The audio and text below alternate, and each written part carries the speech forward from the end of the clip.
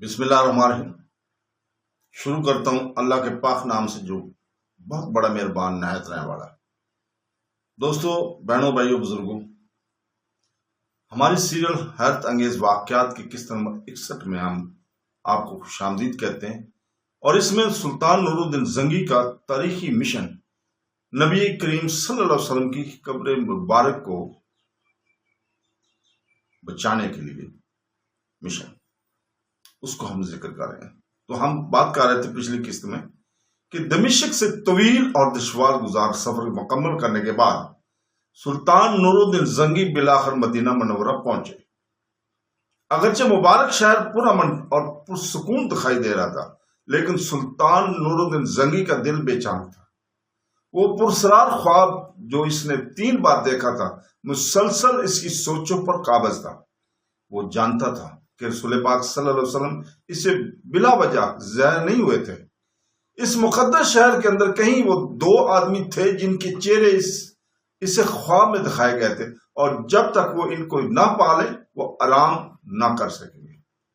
مدینہ منورہ میں داخل ہوتے ہی سلطان نے فوراً مسجد نبوی کا رخ کیا۔ نبی کریم صلی اللہ علیہ وسلم کی آرام گاہ کے سامنے کھڑے ہو کر آپ صلی اللہ علیہ وسلم نے سلام پھیرا اور ایک طویل وقت نماز میں گزارا۔ اس کی آنکھوں سے آنسو بہہ رہے تھے۔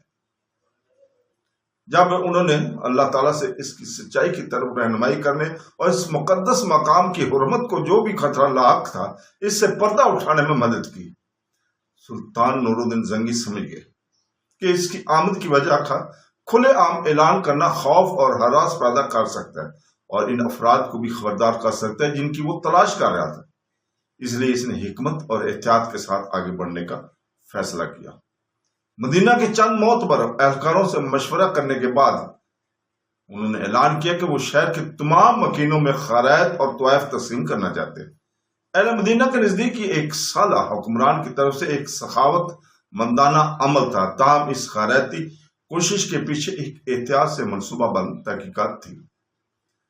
سلطان نور الدین زنگی کا مقصد سادہ تھا۔ اگرچہ مدینہ کا ہر باشندہ ان کے سامنے حاضر ہوتا تو اسے ہر چہرے کا ذاتی طور پر جائزہ لینے اور ان 2 آدمی کی شناخت کرنے کا موقع ملتا جو اس نے خواب میں دیکھے تھے۔ سلطان نور الدین زنگی کی سخاوت کی خبر تیزی سے پورے شہر میں پھیل گئی۔ مرد، خواتین، بزرگ اور جوان بڑی تعداد میں صدقہ وصول کرنے کے لیے جمع ہونے لگے۔ لمبی قطاریں لگیں اور صبح سے شام تک مدینہ کے لوگ یکے بعد دیگرے سلطان نور الدین زنگی کے سامنے آتے رہے۔ تحفے اور امداد تقسیم کرتے وقت سلطان نور الدین نے ہر ایک فرد کو بغور دیکھا۔ اس نے ان کے چہروں پر گہری توجہ دی، اس امید کے ساتھ کہ وہ ان کی بصارت سے مردوں کو پہچان سکے۔ گھٹنے ٹیکنے پر مجبور کر دے گا۔ وہ گھنٹے گزر گئے اور سینکڑوں لوگ اس کے سامنے نمودار ہوئے، پھر بھی وہ چہرے غائب ہی رہے، وہ نظر نہ آئے۔ جو دن ڈھلنے لگا سلطان نور الدین زنگی کی فکر بڑھتی گئی۔ اس سے توقع تھی کہ وہ فوراً ان مردوں کو پہچان لے گا، لیکن وہ ہجوم کے درمیان نظر نہیں آئے تھے۔ کسی بھی امکان کو تلاش کرنے کے بغیر چھوڑنے کا عزم کرتے ہوئے سلطان مدینہ کے گورنر کی طرف متوجہ ہوا اور پوچھا کہ کیا شہر کے ہر باشندے نے شرکت کی ہے۔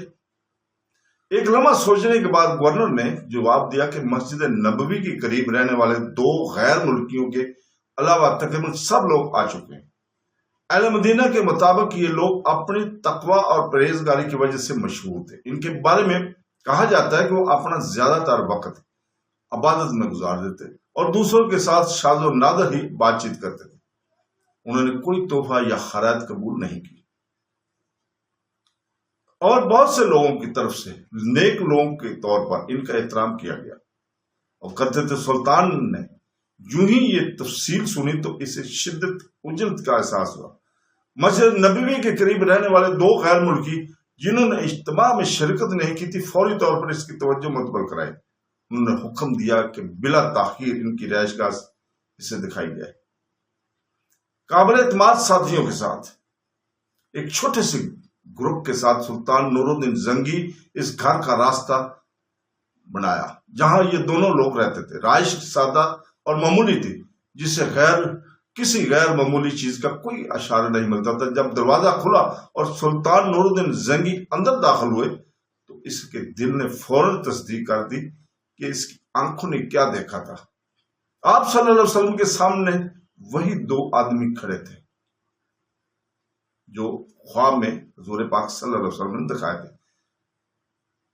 ان کے چہرے کے خد و خال بالکل مماثل تھے، سرخی محل رنگت، مخصوص آنکھیں اور مجموعی شکل و صورت غیر واضح تھے۔ سلطان کو اب یقین ہو گیا، سلطان نور الدین زنگی کو ان کو دیکھ کر یقین ہو گیا کہ اس نے لوگوں کو تلاش کر لیا ہے۔ وہ اسے موصولی وارننگ سے جڑے ہوئے تھے۔ دونوں آدمی نے مہمانوں کا اطمینان سے استقبال کیا اور ایسا برتاؤ کیا جیسے ان کے پاس چھپانے کا کچھ نہ ہو۔ ان کے کمرے نماز کی چٹائیاں، مذہبی کتابیں اور بظاہر عقیدت مند عبادت گزاروں کا سامان موجود تھا۔ جب ان سے پوچھ گچھ کی گئی تو انہوں نے دعویٰ کیا کہ وہ مراکش کے مسافر ہیں جو حج کے لیے آئے تھے اور بعد میں رسول پاک صلی اللہ علیہ وسلم کی محبت کی وجہ سے مدینہ منورہ میں سکونت اختیار کرنے کا فیصلہ کیا۔ انہوں نے شائستگی سے بات کی اور اپنے آپ کو عبادت کے لیے وقف مخلص مسلمان کے طور پر پیش کیا۔ بہت سے لوگوں کے لیے ان کی وضاحت مکمل طور پر قابل اعتماد دکھائی دے رہی تھی، تاہم سلطان نور الدین زنگی اس بات کو نظر انداز نہیں کر سکتے تھے کہ جو اس نے اپنے خواب میں دیکھا تھا، اس کے دل کی گہرائیوں میں وہ جانتا تھا کہ ظاہری شکل دھوکہ دہی ہو سکتی۔ سلطان نور الدین زنگی نے کمرے کا بغور معائنہ کیا اور کسی بھی چیز کی تلاش کی جس سے حقیقت آشکار ہو۔ پہلے تو سب کچھ نارمل لگ رہا تھا، نہ کوئی اسرہ تھا، نہ کوئی مشکوک دستاویز اور نہ ہی غلط کام کی کوئی واضح نشانیاں۔ پھر بھی سلطان نور الدین زنگی کو یقین آیا جب وہ رہائش گاہ کا جائزہ لے رہا تھا تو اس کی توجہ چٹائی سے ڈھکی ہوئی فرش کے ایک حصے کی طرف چلی گئی۔ انہوں نے چٹائی کو ہٹانے کا حکم دیا اور اس کے نیچے والے حصے کا معائنہ کیا۔ فرش عام لگ رہا تھا، لیکن جب اسے ہٹایا گیا، دیکھا گیا تو اس نے کھوکھلی آواز پیدا کی۔ سلطان نے فوراً محسوس کیا کہ نیچے کچھ چھپا ہوا ہے۔ سلطان نور الدین زنگی نے اپنے آدمیوں کو کھودنے کا حکم دیا۔ سپاہیوں نے سطح کی تہہ کو بٹانا شروع کر دیا جبکہ سب خاموشی سے دیکھ رہے تھے۔ کچھ کھدائی کے بعد انہوں نے فرش کے نیچے چھپے ہوئے ایک لکڑی کے غلاف کو بے نقاب کیا۔ لکڑی کے تختے اٹھائے گئے تو چونکا دینے والا انکشاف ہوا۔ کمرے کے نیچے ایک گہری زیر زمین سرنگ تھی۔ اس منظر نے سب کو حیران کر کے رکھ دیا۔ مشعلوں کو آگے لایا گیا اور کھلنے کا بغور جائزہ لیا گیا۔ یہ تیزی سے واضح ہو گیا کہ یہ کوئی قدرتی غار نہیں ہے بلکہ زمین کے نیچے تک پھیلا ہوا دانستہ طور پر بنایا گیا راستہ ہے۔ سلطان نور الدین زنگی نے سرنگ کی مکمل چھان بین کا حکم دے دیا۔ چراغوں اور مشعلوں سے لیس سپاہی گزرگاہ میں داخل ہوئے اور اس کی سمت کا تعاقب کیا۔ جب وہ زیر زمین گہرائی میں چلے گئے تو انہیں معلوم ہوا کہ سرنگ مسجد نبوی کی طرف جا رہی تھی۔ وہ جتنا آگے بڑھتے سچ اتنا ہی خوفناک ہوتا گیا۔ یہ خفیہ راستہ مدینہ کی مقدس سرزمین کے نیچے بڑی احتیاط سے کھودا گیا تھا اور سیدھا رسول پاک صلی اللہ علیہ وسلم کی آرامگاہ کی طرف جا رہا تھا۔ سازشی پہلے ہی کافی فاصلہ طے کر چکے اور خطرناک حد تک اپنے مقصد کے حصول کے قریب تھے۔ اس وقت وہاں موجود ہر شخص اس خطرے کی شدت کا احساس ہوا جس سے مسلم دنیا کو خطرہ لاحق تھا۔ اگر سلطان نور الدین زنگی اپنے سفر میں تھوڑی دیر بھی تاخیر کر دیتے تو شاید یہ لوگ اسلامی تاریخ کے سب سے افسوسناک جرائم میں سے ایک کو انجام دینے میں کامیاب بھی ہو جاتے۔ سلطان نور الدین زنگی کو دکھایا گیا خواب کوئی عام خواب نہیں تھا، یہ خدائی تنبیہ اور ایک ذریعہ تھا جس کے ذریعے اللہ تعالیٰ نے اپنے پیارے نبی صلی اللہ علیہ وسلم کی عزت اور حرمت کی حفاظت کی۔ سرنگ کی دریافت کے ساتھ ہی دونوں افراد کے دھوکے کی انتہا ہو گئی۔ ثبوت ناقابل تردید تھے اور وقت آ گیا تھا کہ وہ اپنے خفیہ مشن کے پیچھے کی حقیقت کو ظاہر کر دیں۔ دوستو، یہ تھا وہ مشن جس کو نور الدین زنگی کو خواب میں اللہ تعالیٰ نے دکھایا۔ حضور پاک صلی اللہ علیہ وسلم کو ظاہر کر۔ دوستو اس کے ساتھ اجازت، اللہ حافظ۔